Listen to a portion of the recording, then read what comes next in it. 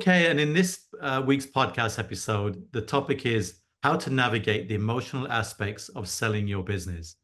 And by way of introduction, there are many emotional and psychological complexities of selling a business beyond just the financial transaction. It's not just about the numbers on a spreadsheet, it's about identity, control, and legacy. And to help us unpack these complexities, I'm thrilled to have David McCombie, founder and CEO of the McCombie Group, an M&A advisory firm that helps mid-market business owners sell their life's work at the best possible price and terms. He has successfully closed nearly $2 billion in transactions.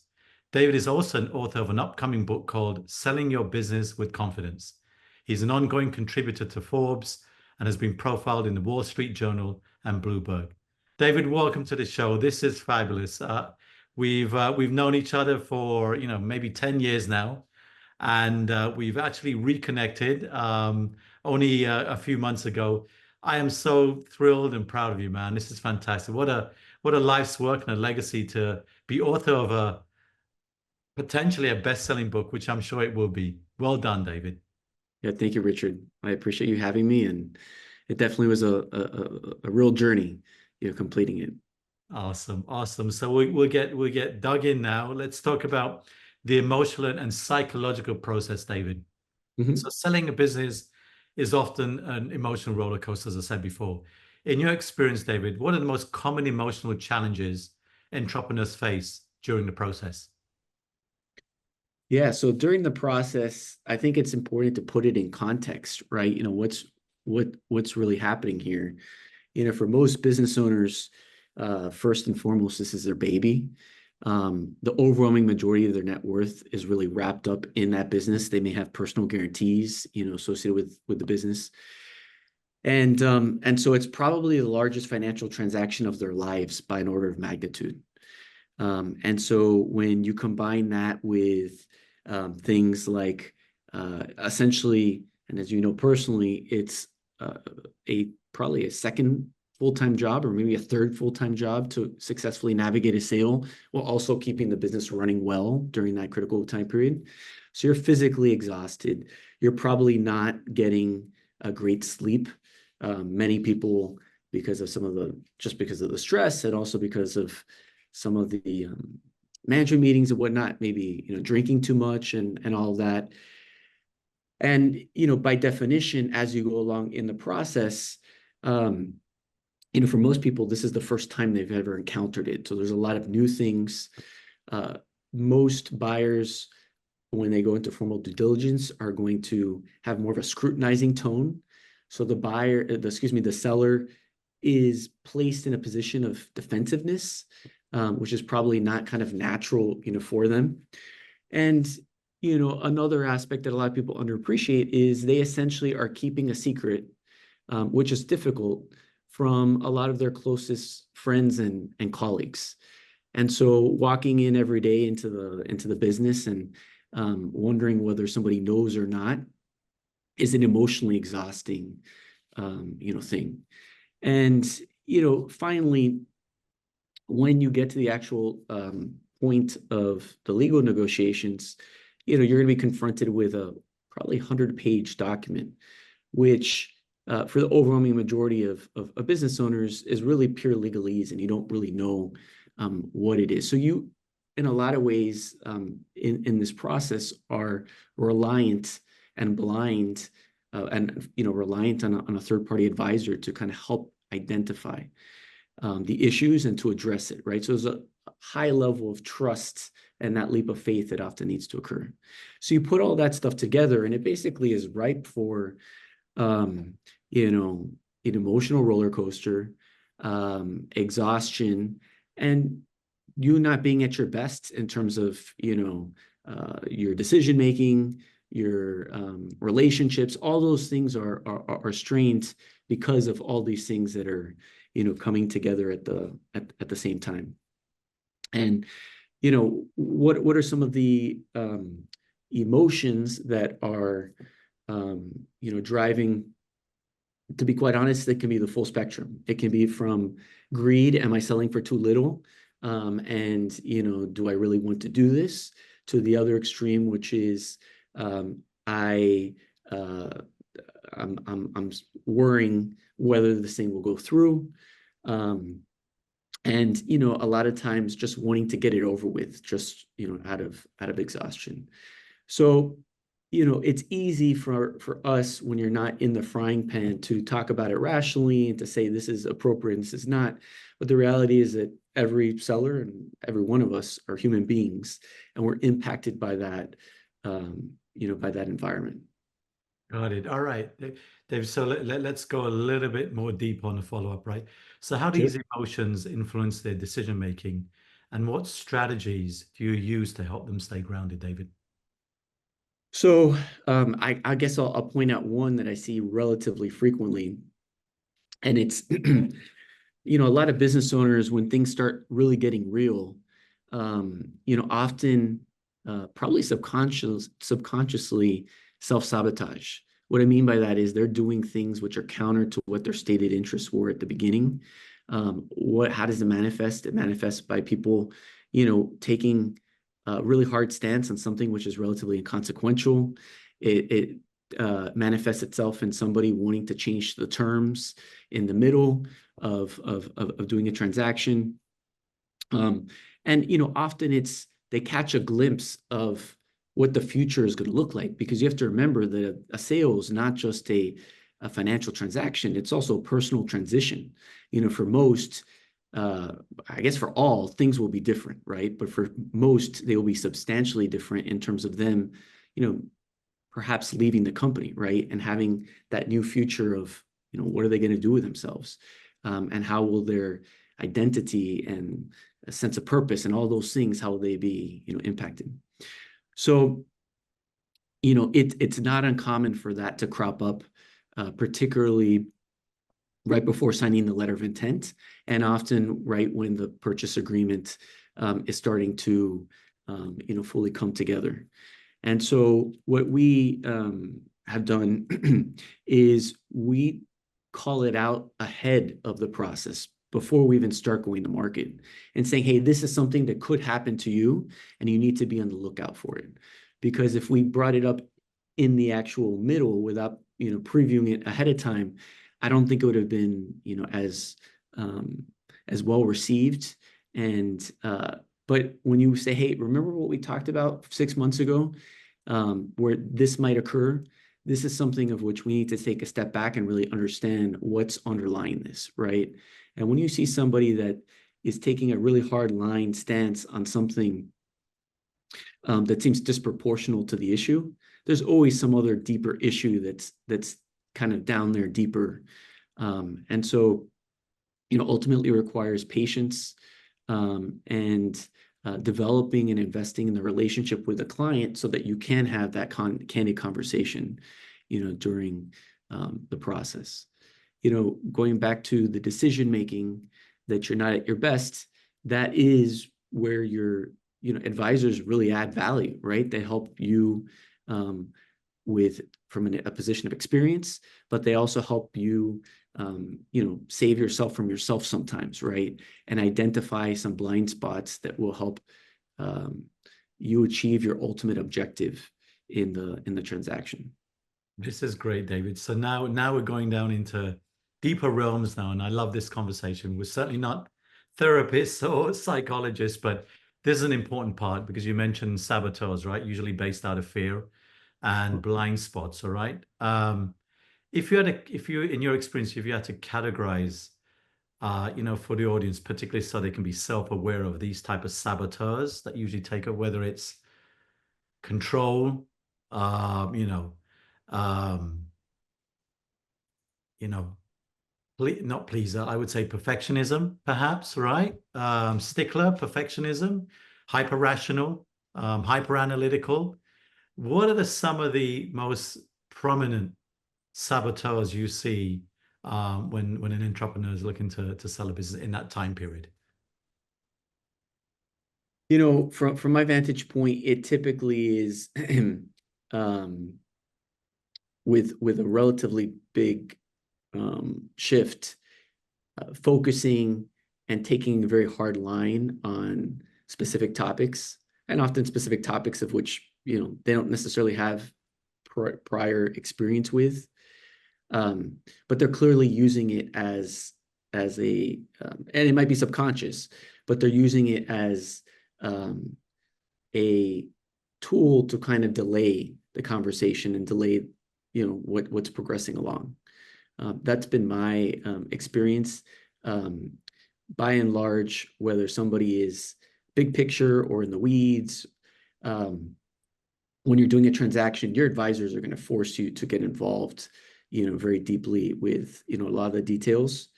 But, regardless of the personality type, what I find is that, it's really around, thinking about what's next, how things will change.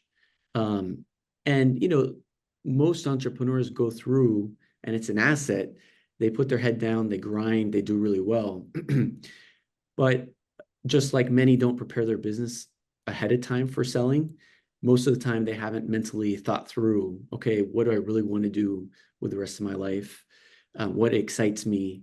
And really come to terms with what that next phase, will look like, which even if they continue to run the business and work with the business, is going to look, pretty different. How deep do you go, David, when you're coaching or mentoring, the seller? How deep do you go? If you see tendencies of, let's say, control or perfectionism or massive ego, whatever, and those particular blind spots, how far do you go to kind of say, look, at the end of the day, I mean, you may not be blatantly telling them that, but you're understanding this could be detrimental to the process. How far do you go by kind of mentoring and coaching the Yeah, would-be sellers with some of those potential blind spots? Because they could be pitfalls in the process. no, 100%. I think the answer depends really on the context and the other person and kind of reading them.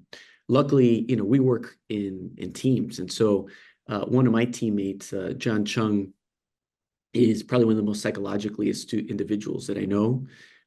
He is in charge of generally the negotiations and a lot of this coaching element when we do go to market. And so when it gets really tough, I often bring in John. Is one of the I guess secrets. And I guess that's phrased wrong because he was brought in earlier. He needs to be in the process, right, for him to have that report. But I think it really depends on kind of identifying what is truly in that person's head, what's keeping them back.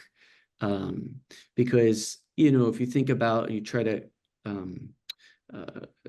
articulate what some of the different concerns could be, it could be from, am I letting my team down? What am I going to do afterwards? Am I selling for too much? Do I trust the other side?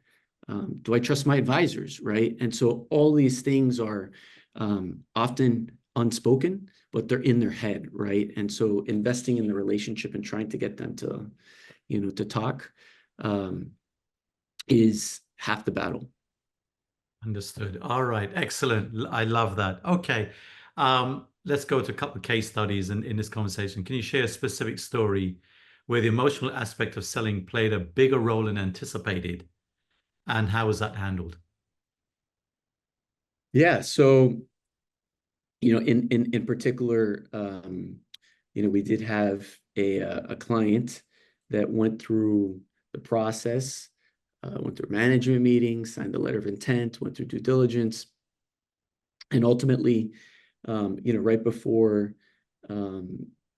let's say a week or two before the anticipated closing, was getting very, nervous and, showing some signs that they were uncomfortable. And so I sent something and said, hey, I'm getting the sense that your enthusiasm really has waned. And, basically what they said was, look, I don't really want to sell. It's my wife that's forcing me to sell. She's been pressuring me for a long time. She wants to take a vacation. And, ultimately what was, unclear before, really kind of everything became, crystal clear, in front. And so ultimately, one of the things that I ask my clients to do, earlier in the process is to, I don't want to call it a journal, but to basically fill out and put some notes of, why did you choose to sell? Why did you choose to sell now? What, as much as possible, kind of confronting a lot of these questions, so that ultimately when times are tough, they can go back and say, hey, look, this was me in a calmer, more lucid moment, and kind of a message to my future self. And this is something which they can anchor onto and move forward.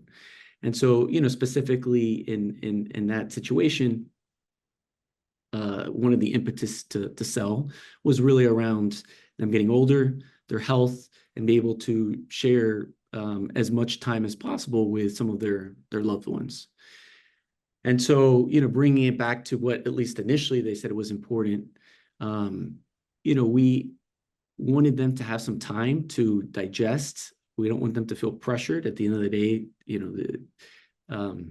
if they're having cold feet, it's important for them to kind of fully be able to work through. But we basically gave them the weekend with that homework assignment of saying, hey, look, revisit this and see, does this still hold true? And what's your alternative? And what does that life look like, right? And it looked like continuing to work, 80 plus hours a week, and not being able to enjoy those relationships, which were so important. And in particular, for this individual, financially, it wasn't like they needed to work. They were going to be fine one way or the other. And so I encourage them to also have a very candid conversation with, their spouse. And they came back and decided, what, this is really what we want individually and collectively. And they're able to kind of move forward with a newfound sense of confidence. And, ultimately, I think success is not just about doing the transaction, but it's doing a transaction and being satisfied, a year or 2 years later with the decision that you made. So half of it is, half the battle is that introspection and making sure that you feel confident that you did everything you could in your power to make the right decision. Awesome. I love that. I love that grounding exercise. David, go back to the original vision. It's amazing how that can sometimes get lost in the heat of battle, and when you go back to it, it's a grounding moment, right? And people realize why they got into this process in the first place. Well done, well said there. So, in that instance, how did you, as the investment banker, balance the emotional needs of the seller with the financial and strategic requirements of the deal? Was that the grounding exercise and the quote unquote journaling, or was there more to that? Yeah, I mean, ultimately for them, it was more around, do I do it or do I not Yep. around the specifics of, hey, if we got 5% more in the number or Yep. whatnot. But there are plenty of examples of, things change, or there was maybe some information that wasn't fully disclosed, and the buyer does want to come back and say, hey, look, I want some type of accommodation in the price or the structure for it. And I think it's really important to use as your North Star, what would other third-party buyers do in that situation? And if the answer is that all of them, if they knew that information, would end up at the same spot, then, it's not something that you should be, fighting about, right? You don't really have a valid alternative of, going and taking it off the market or revisiting somebody else, because they were going to look at it just the same. So, sometimes whether it's, from a pricing standpoint of some development, or on a legal point where you'd say, okay, well, what is market, right? What do most transactions in this situation, how do they deal with this rep or warranty or whatever it might be? To me, leveraging that third party third party information takes a lot of the emotion out of it. It makes it much easier for them to say, okay, well, I get it, right? This is basically how it goes. And I'm not, they can't rely on the crutch of what could have been if they took another approach. Understand. So, David, if you could offer one wisdom bite on this section, about how sellers can just better prepare emotionally and psychologically for the process that's ahead of them, what would it be? Look, I think the most important is just acknowledging and understanding upfront what's going to occur, that it's not an easy process, right? If you go in it thinking, hey, this is quick and easy, and they're just going to go through a couple documents and it'll be over, which I've encountered, sellers that have that perspective, you're going to be in for a rude awakening. So I think half the battle is just preparing yourself psychologically for this will be hard, this will be challenging. And then I also think there's an opportunity, knowing that, to do things to help yourself. So for example, preparing ahead of time, the materials, organizing it, makes it easier rather than having to do all that stuff rushed during the process, adding to all the other burden, that you have. And then I also think using, leaning on your support network and other things to keep your physical and mental health strong. So making sure as much as possible that you sleep well, to the extent that you exercise, continuing to do that, leaning on trusted advisors, often your spouse, and getting their perspective, or at least being able to vent and get stuff off your chest. All are things which I think are really important in terms of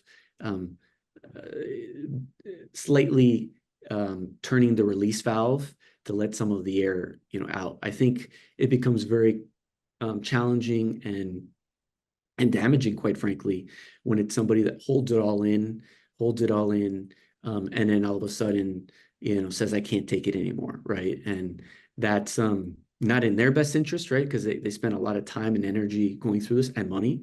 And it ultimately is not going to help the transaction succeed. Awesome. We're going to get into next conversation piece here, which is selling is not binary, and exploring a range of options. But before I do that, David, how do you keep the delusion factor in check? And how many of those do you see? I mean, you've got sellers who, think that, of course, it's their baby and they've worked hard all their life. It's their life's work. And they believe that I can really secure X amount, and find out during the course of the process, it ain't quite that. From a preparation, from a mental preparation standpoint, and balancing out the odds of that, what's your best advice you can give? I mean, I think it's listen to advice relative to the amount of rigor and homework that goes behind it, not based upon what you want to hear. So, at the country club, there's people that got great double-digit multiples. You probably will find some advisor who will say, yeah, that's great and possible, with the high multiple that you want to hear. But ultimately, there's fundamentals that underlying it, right? And so really pushing on who you consider as an advisor, really making them justify, why do you believe that, right? What are your data points that lead you to believe that that's the case, is extremely important, particularly so because when you hire an M&A advisor, you basically are stuck with them for a period of time, typically 18 to 36 months. So, I think it's most important to, to take the time to, talk to multiple people and see which ones, have a perspective that resonates in terms of them understanding your business, but also resonates in terms of looking at the homework. It all adds up relative to what, somebody else would objectively say.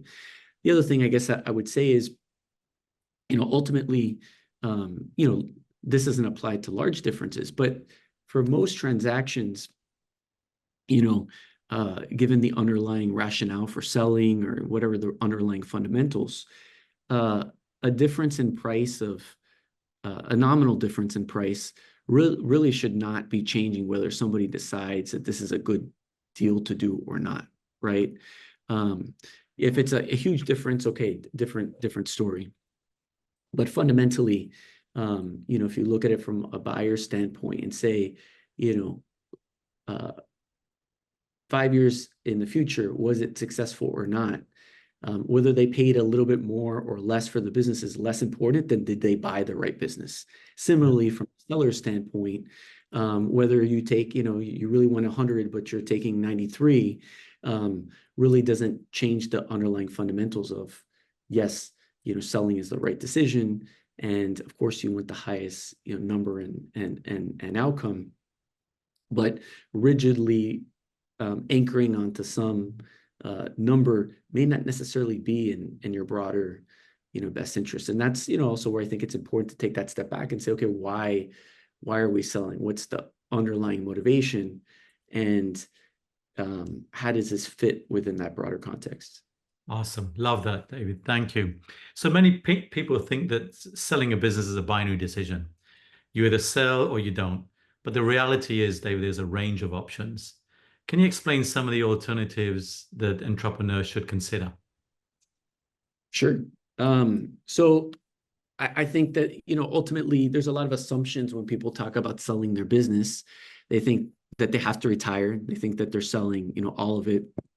But ultimately, there's two different things that are going on. One is the decision whether to remain in the business or not, which whether you sell or not, options are available to you to have either of those options. And then, the second is really around accessing liquidity, right? And the real question is, are you taking chips off the table and putting it into your pocket? Or is the business raising additional capital that's going to go into the business to help, grow it?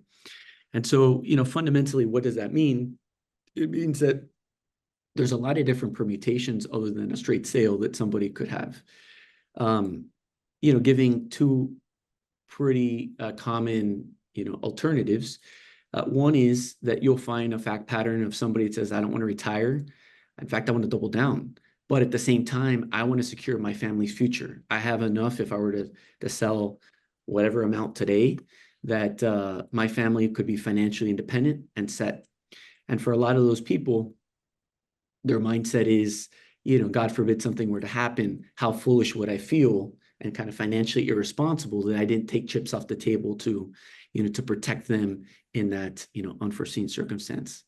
And so in that circumstance, a traditional private equity, partnership is probably one of the best fits, right? Because they can swing for the fences, they can double down, but they don't need to do it with their own money. In fact, they basically have their downside fully protected and probably then some, right? So that's one permutation that you'll see. At the same time, there are plenty of people that sell to private equity and retire, right? So there's not necessarily a right or wrong, but there's different permutations that I think are important to be aware of. And the more marketable your business, the more alternatives and options you likely are going to have. The second, example is what people call a dividend recap. In other words, a lender essentially provides a loan to the business on a non-recourse basis, and the business then does a special distribution or dividend to the shareholders, and that has the advantage of somebody may need liquidity over the near term, but really doesn't want to sell the business, and they can maintain 100% ownership and control of the business, and that you see often in situations where the market may not be the best to sell at that moment, or their business plan has another few years to get fully complete, but they need some liquidity over the near term for whatever personal reasons there might be. To a variety of other situations where somebody says, look, I just want to make sure that my absolute downside is covered, and worst case scenario, that's money outside the business that somebody could never take. But within all of those different permutations, there's a lot of different levels of shades of gray. And so I think the important thing is to have a conversation with professionals and to really be open and honest around what are your objectives, right? And what would success look like for you, so that you can design the most ideal outcome for you and your objectives. And that impacts the process, right? Ultimately, when we go to market and somebody says, I want to, I really want to be able to double down and I want a large stake and all that, there's a different universe of buyers for that than somebody that says, I just want to take some money off the table with a recap.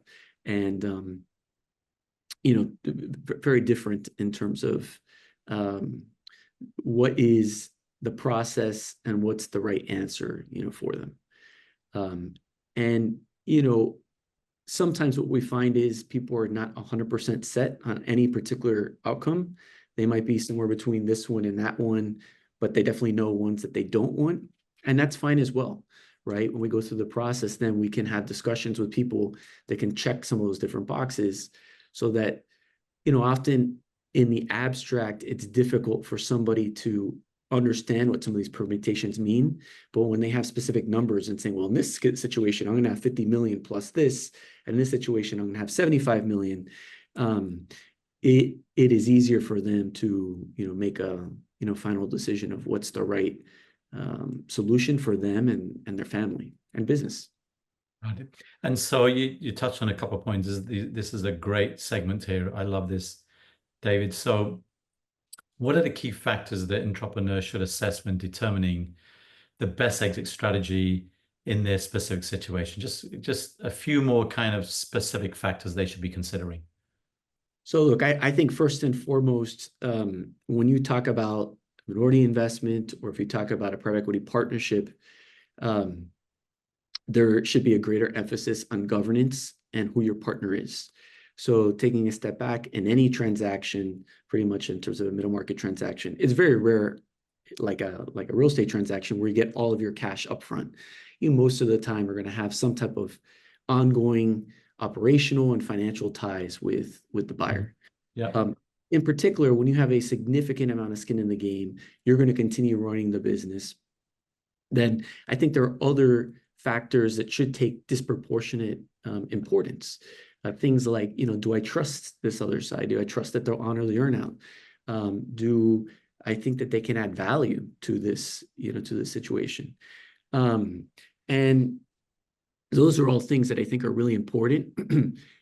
And they're very much intertwined with the governance, right? Ultimately, decisions many times will be either outside of your control, or at least you won't be able to single-handedly control those decisions. And so when you look at it and say, okay, here's the option of the individual that I have in front of me, how is this going to look like, and how am I going to feel when we have a board meeting, and ultimately they're going to make the final decision, or ultimately they have the ability to veto, or whatever the permutation is. Everybody focuses on price. I think what they don't focus enough is often on the governance and terms. And the other thing, which is not related to this, but I think it's just underappreciated, is the certainty of close. The likelihood of closing with certain buyers and certain structures could be dramatically higher or lower than others. And everybody looks at them as exactly the same and wants to maximize just purely on, on the price that they receive. So my advice to sellers is to think about it holistically, to not just focus on optimizing one thing, which is the multiple, but to really think about, who is somebody that I could see myself working well with, that I enjoy going to work with, all of those things, because otherwise it's a financial marriage that basically is based upon, kind of a random meeting, who is willing to pay the most, and not necessarily one that has a strong foundation. Using the analogy, are we going to have children? What religion are we going to practice? All those different things that are really important, or of which you could have good people having fundamental misalignment in values. The same thing can happen with a potential business transaction. So I think it's really important to make sure that there's that fit and trust with regards to vision of the business, vision of your role, all those different things to maximize the chances of a successful outcome, not just financially, but in terms of life satisfaction. Fantastic. Love that. Love that answer. Well done there, David. All right. So the double-edged sword, how entrepreneurial DNA impacts the sale. So entrepreneurs often have certain traits: control, risk-taking, decisiveness, that make them successful. Mhm. However, these same traits can become a challenge when it's time to sell. Can you explain why that happens, David? So yeah, I think, just like everything in life, there's good and bad.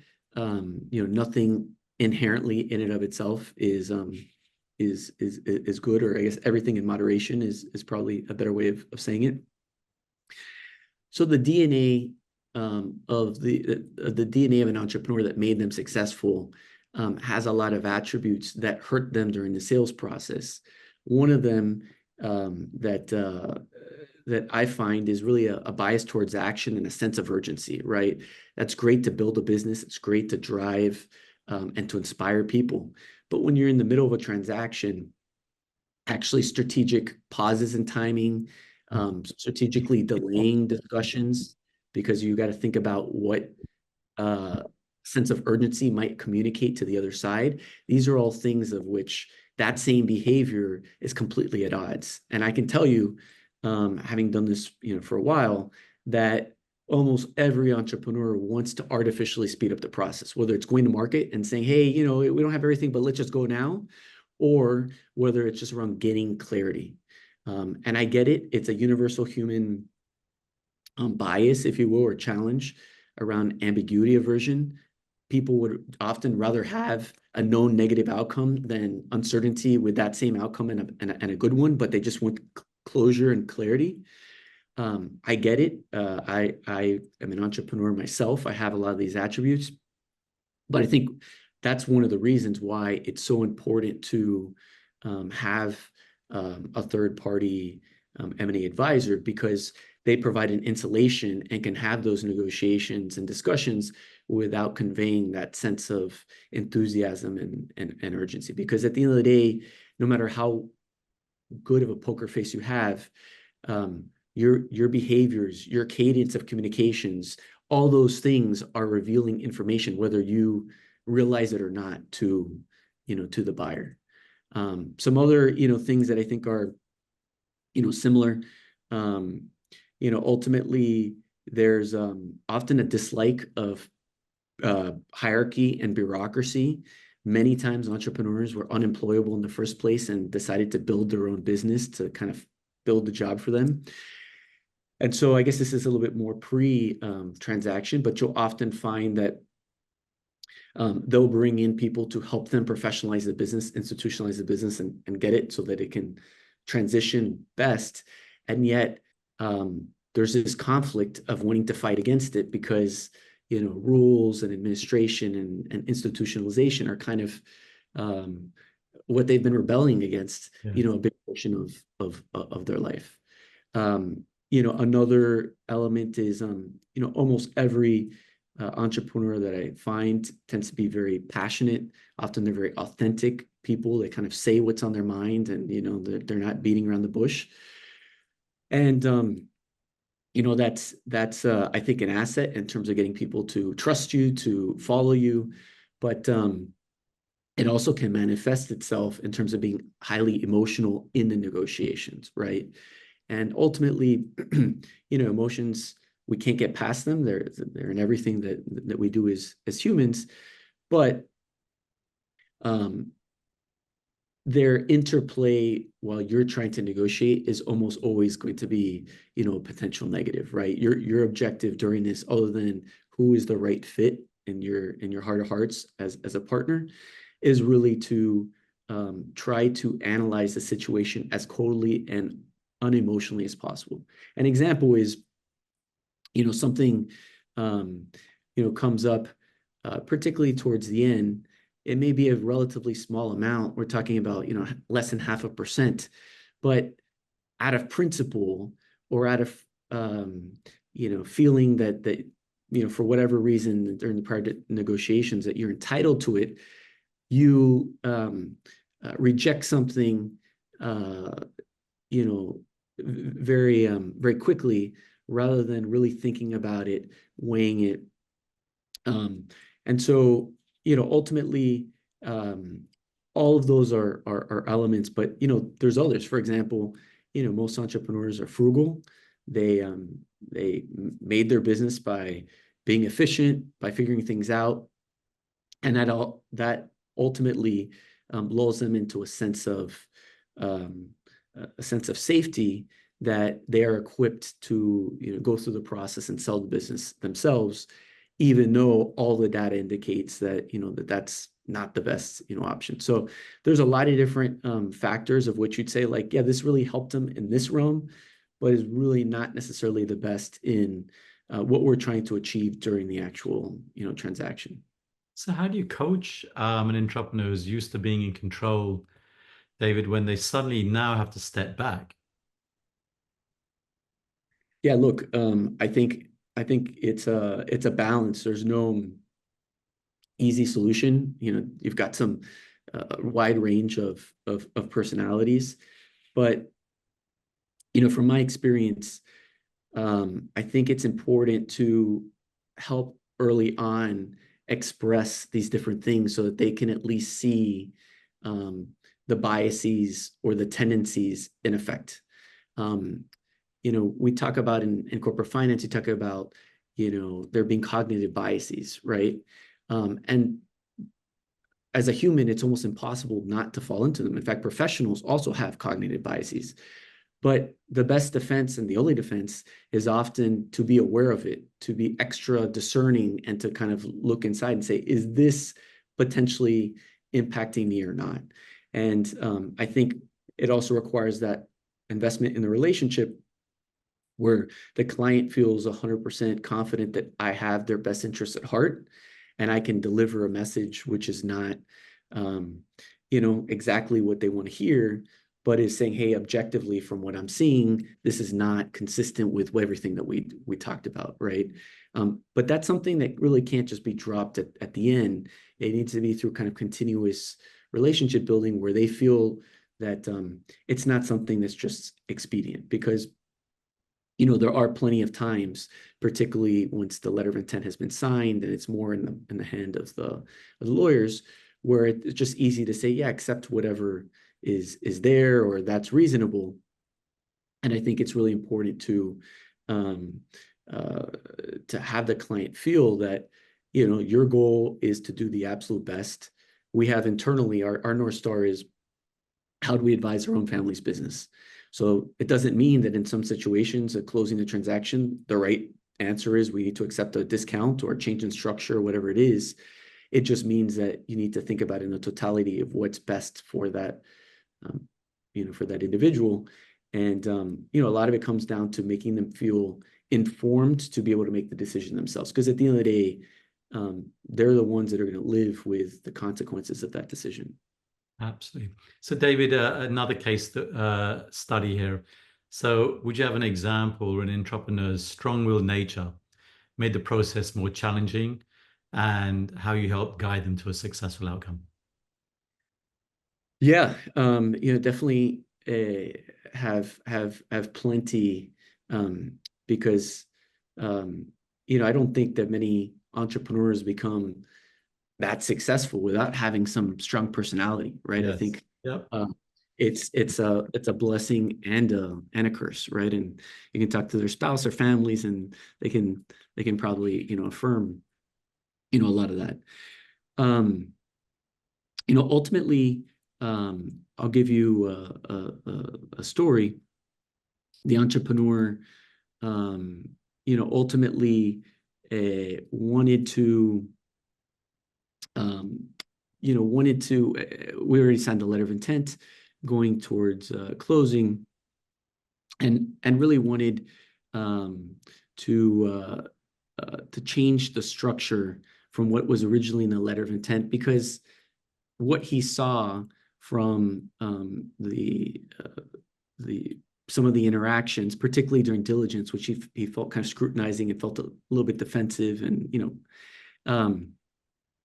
that he didn't really want to work with the buyer afterwards. And ultimately, what what uh, um, what I tried to do was to explain, going back to that North Star of what would another buyer do. Okay, let's play the thought experiment and say this is not the right fit. We're going to go back to market. This was the highest probably the highest, bidder. We're going to probably go to somebody who wasn't willing to pay as much. How would that look like? Well, maybe we can get them up to the same price. But what is going to be their perspective in due diligence, and what's that going to feel like? And, ultimately, what's important is you can't take it personally, right? That this is something that just kind of naturally goes through the process. And so between that, as well as encouraging, during this process, calling up the buyer and encouraging him to spend time with the buyer, to go out to dinner, go fishing, whatever it is, to really get to know each other, better, to be able to determine, is that really what you want?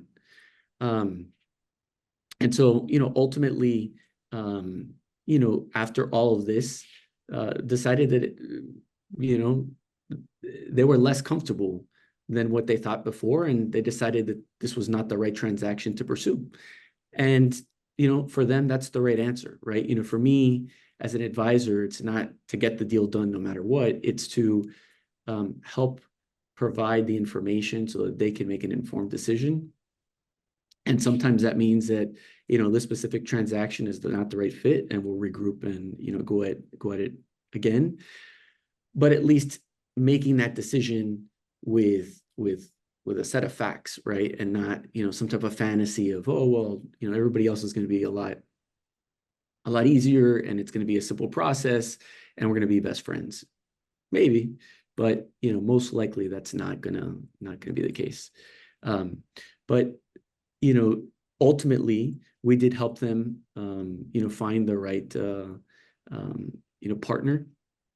And, it was not a straight path, but, it's the best outcome, for them. And, for me, that's really what success is about, is their life satisfaction afterwards. Wow. All right. Love it. Great story. Okay. Why hiring an investment bank is the highest ROI decision. So you said in your book that hiring an investment bank is the highest ROI decision a business owner can make. Why is that? Especially when the owner might feel emotionally or financially vulnerable, David. Yeah, I mean, look, I think you need that ability to realize that you are financially and emotionally vulnerable, and that's all the more reason why you need an advisor. If you go just to the statistics, they're very clear cut, which is, on average, they generate a significant premium relative to people doing it themselves. And there's multiple studies that have done it 4 or 5 different ways creatively. And on average, it's about 25% premium, which is a big jump relative to whatever fee that they do receive. And in particular, if we think about the overwhelming majority is paid out only on success, it is a really, really high, ROI. But, the other data point, which I think is important to look at, is, the most professionalized, the people that have down to a science of buying and selling businesses are private equity firms. And over 99%, according to studies, use investment bankers themselves, which is, particularly interesting, given that almost every private equity guy used to be an investment banker, right? So they have the skill set, but they've chosen, not to. And so there's a number of different, reasons of where they add value. One is the process, the competitive process that allows you to get the highest, price and terms. But, as well, if you think about, the transaction, they're also doing things that basically you as an entrepreneur could not do yourself. Things such as going and approaching the market and keeping confidentiality. Things such as being able to negotiate with limited authority, right? So just like when you're buying a car, the manager never comes out and negotiates directly with you. The sales associate will go back and speak to his manager and come back and say, hey, I tried my best, but I just couldn't get there. This is the best that we can do. And, there's a variety of other things like, being able to provide that insulation emotionally from the, from the buyer. I can speak for personal experience. I personally have bought and sold different businesses as a private equity investor. And when I've exited them, I've always hired a third-party advisor. And I did that because I felt that the small fee, there was no way that they wouldn't be able to get to a better outcome than I would, given the emotional nature of being so close to it, right? They'd be able to see different poker tells, if you will, on my face and my actions and all of that. And so being able to lean on somebody who can insulate and translate without really communicating the true perspective is, extremely valuable. And that's not just about urgency, it's also the other direction, right? Where as a seller, you could react very emotionally, and having somebody that can say, hey, look, I'm not going to tell that to the buyer right now. Let's give it 12 hours and let's talk again in the morning, or whatever it might be the best course of action for, that person. So that shock absorber goes, both ways. And, there's plenty of other things. For example, if you're going to continue partnering with them, it's going to be very difficult for you to negotiate and get every last penny, and at the same time maintain the relationship. So there's a lot of different factors of which a third-party advisor only could do relative to the actual principal that I think is really, important. And then, lastly, it's really about experience and capabilities. The buyer, almost every buyer I've encountered is highly sophisticated, is staffed up with some of the best lawyers and advisors and all of that.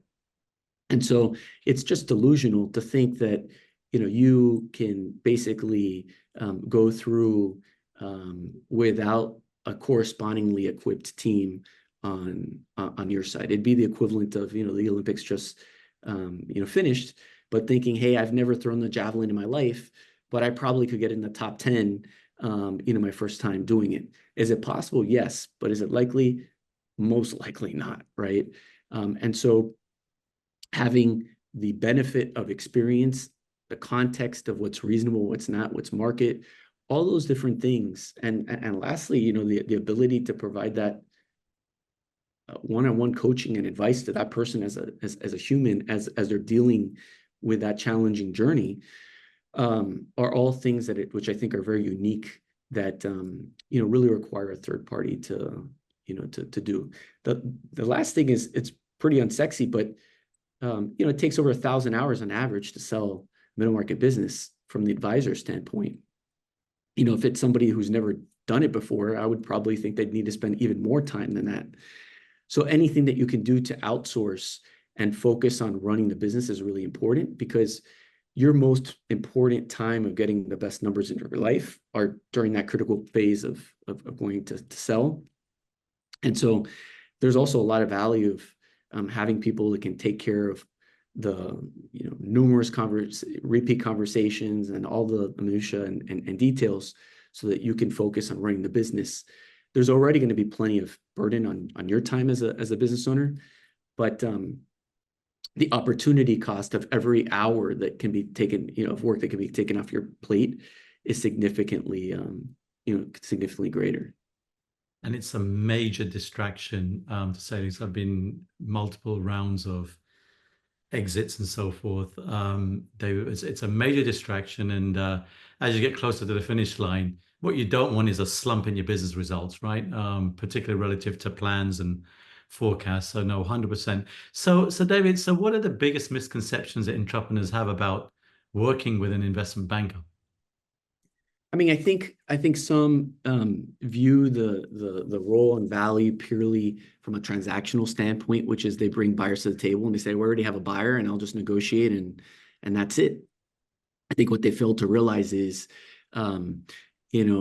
the sophistication of the other side can present offers and do tactics that ultimately are going to be dramatically less than what they could have gotten otherwise. But they're not even aware of what those tricks and things are. So I think that's the first, which is just basically viewing it purely from the vantage point of bringing a buyer to the table. Yes, that does occur, particularly to me that's primarily with a business broker. But a good investment banker should be covering a wide variety of areas, not just in the transaction, but also coaching you around common things like when do you tell your people and how do you tell them? And if you have a leak, what should you say? And, when you close, what should some of the communications be? All these things should be kind of part of the, of the purview. So I think a lot of it is, hey, I figured things out. I've got somebody that called me. The offer seems, good enough. And, what value can, come out of it. And my argument, even if you received one of those unsolicited, inquiries and offers, is, first and foremost, you're reactively reacting to something that came to you. You're not proactively selling on your terms from a position of strength. So just from the fact of, hey, I'm going to go when everything is fully buttoned up and wrapped up versus, think about the difference between your house, after a party and, a lot of disorganization, and how you would stage it before selling it, right? Dramatically different feel and look for, for that business. The same exact thing. So that's one. But, I think the other thing is that without, people focus on the number, they don't necessarily think about, are there other better fits, maybe at the same number or better, but they may have better fit, better terms or whatever that exist out there. And so without at least having multiple conversations and be able to have it within the broader context, it's difficult for them to really know what are the options out there and that this is actually, a good fit. Otherwise, you often find, and I see this, I'm seeing this, right now with a prospective client where, they're basically viewing one private equity firm as a commodity or fungible, one could be a substitute for the other. And these are completely different. Yeah, maybe they'll match the same term sheet, but these are completely different, sets of people, different sets of values. And, just like, there's a range of quality of investment bankers or M&A, the same thing with your private equity partner, right? There'll be a range of ones that are a terrible fit, and there's others that will be, exactly built, for you and kind of, you guys could finish each other's sentences. Yeah. Absolutely. Okay. All right, David. So, no, thank you for that. So, you mentioned in your book about avoiding the 4 Ds, David, Mm-hmm. to time the sale of your business. And those are death, debt, divorce, and disagreement between partners. Yep. Please explain more about that. Let's talk about the timing of the sale. Yeah, I mean, so ultimately, you want to try to avoid the 4 Ds. The reality is it's impossible to completely avoid it because you never know when one of these kind of tragedies will hit you. But I think, ultimately, what you want to do is to try to anticipate and to sell if there's any of these things that potentially could be coming on to, into the picture ahead of time when you're selling proactively and from a position of strength. What you don't want is to be a forced seller, right? Because a forced sale means whoever is the highest bidder at that moment is going to end up buying it, whether it's a good price or not, versus always having the ability to say, you know what, I'm going to take it off the market, I'm going to improve it, I'm going to wait things out, and I'll revisit when things are better. There's a more compelling mix of potential buyers out there, whatever it might be. And so all of these are things of which you want to, kind of manage against. One that I will bring up, disagreement occurs relatively, frequently. And it's really important that, particularly during the sales process, that's something which can be smoothed over and you present a united front. There's almost no more challenging thing than be able to market a business of which the two most critical people are trying to undermine each other and not getting along. But with regards to the others, maintaining a sale-ready business is probably your best defense because unfortunately sometimes those things can strike. Yeah. And if your business was not well prepared, then you're really going to take a huge haircut as opposed to, God forbid, one of those things were to occur. most likely there will be some type of discounting, but it'll be less than than what it would otherwise. But if you anticipate and you say, okay, I'm getting older, this business would be much more sellable and would sell at a much higher price if I sold it, as opposed to, God forbid, something happens and then my family needs to run it and sell it. Those are the type of things of kind of anticipating and trying to incorporate it into the timing, because while you can't predict when, that eventually, that transition will occur at some point. Absolutely. David, I wanted to, well said. I wanted to talk about your thoughts about dealing with the emotional fallout of selling a business. We know now, okay, so you've taken them through the process. We probably, about to consummate the deal, if not consummate the deal, but all of a sudden now, entrepreneurs and sellers have got to think about what happens now. And there's a significant implication in the next chapter of their lives. What are your thoughts about that and possibly some advice? Yeah, so, ultimately, interestingly, after people sell their business, a large percentage of them have symptoms of depression afterwards. Yeah. And this phenomenon, which is called the arrival paradox, is most vividly seen with Michael Phelps and Olympians, right? And Michael Phelps, he has a great movie called The Weight of Gold that talks about this. In his movie, it talks about 80% of Olympians suffer from post-Olympics depression. And it really is, you spend all your time and energy shooting for this goal and then you achieve it. And now what, right? And so it can feel disorienting or being untethered for a lot of these people, where kind of your North Star that drove every decision that you do now, is no longer relevant, and you need something else to guide you. And so that sense of mourning really comes out of three elements that are lost. And Yale School of Management, A.J. Wasserstein, a professor there, has some really good studies that study specifically entrepreneurs and how they deal with the sale process psychologically and afterwards.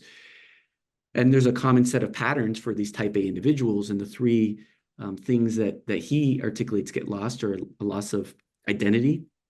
So even things like going to a cocktail party, and what do you do? Before you identified with the business, everything that occurred, people around town knew you and knew as the head of everything. That identity goes away. I also talk about the loss of purpose or meaning. So ultimately supporting, it's intoxicating to work with a team that's winning, right? And that wants to go together in a certain direction. It's fun, right? And it gives you something exciting to get out of bed every morning. And obviously that, that specific permutation with your business will be, changed or lost when you sell. And then lastly, structure, whether it's wake up in the morning and going through the day, or just the rhythms of, every December we go through budgeting or whatever it is. It helps you have a perspective of the passing of time. If every day is a Saturday, then Saturday has no significance, right? And so the loss of those three can be very disorienting to business owners. At the end of the day, it's a complex psychological journey that they need to go through. But I think the important thing is to realize that it happens to everybody. It's just a natural part of the process. And B, to embrace it as a really beautiful opportunity, because the reality is that this is one of the few opportunities in life that you can really reinvent yourself. You can hit reset and start completely from scratch. And so, there's only a couple of times in life, maybe leaving your home for college, or, after the end of a long relationship or whatever, which you really have these kind of fundamental shifts, or the opportunity to really shift and to reinvent yourself. And so, not that it's easy, but it provides the opportunity to say, what do I really want to do? Particularly when you sell your business, most likely if you're a middle market business owner, you're going to be financially independent. You don't need to work, but you have the opportunity to work because you enjoy it, right? And so it could be within your business, and that whole frame can totally change how you view work, but it also could be outside the business, whether it's a nonprofit or whatever, whatever it might be. And some of the questions that I think are helpful for the person to to really think about is what would I think about this life decision or this new role when I'm 85, right? Looking back.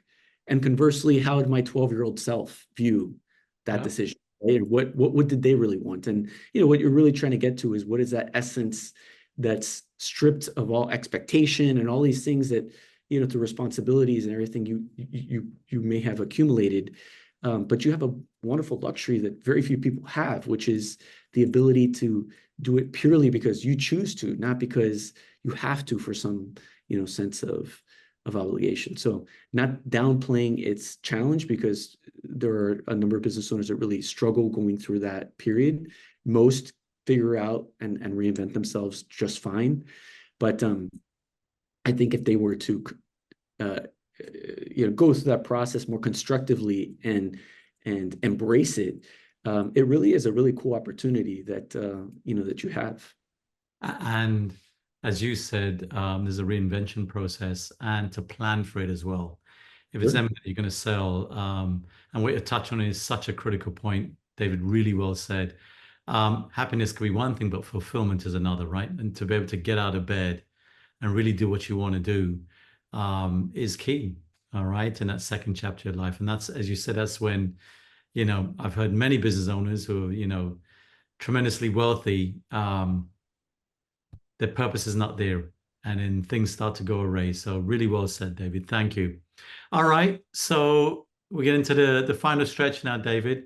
Recap the emotional and psychological journey involved in selling a business, touching on how entrepreneurs can best prepare and the importance of expert guidance.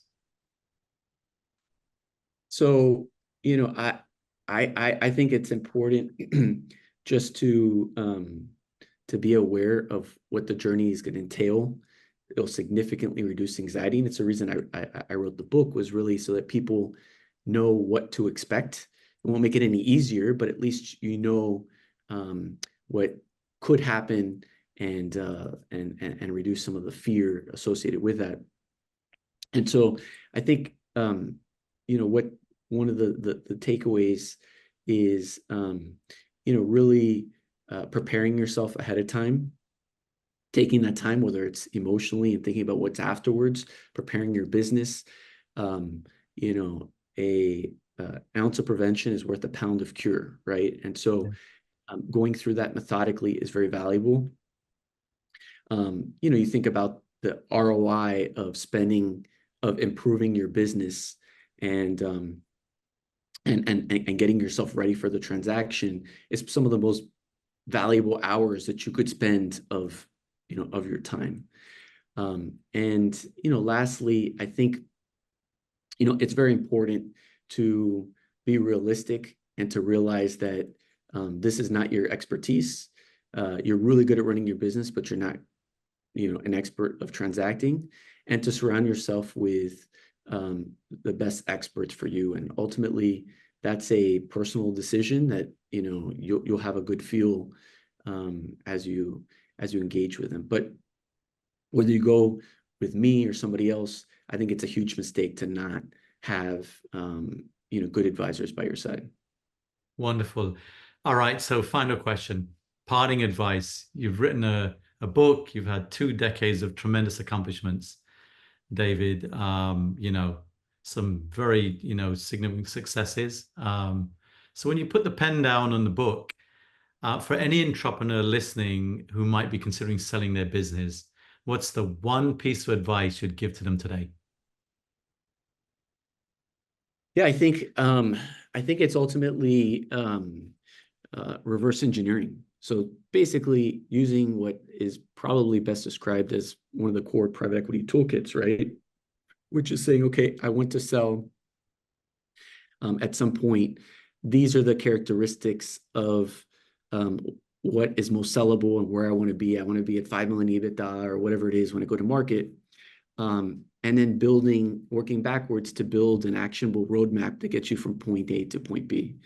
And that's something that you can use to hold yourself accountable, but really you're switching from just a hope to something that's an actual plan that can really be executed and manifested against. And it does take some time out of the day.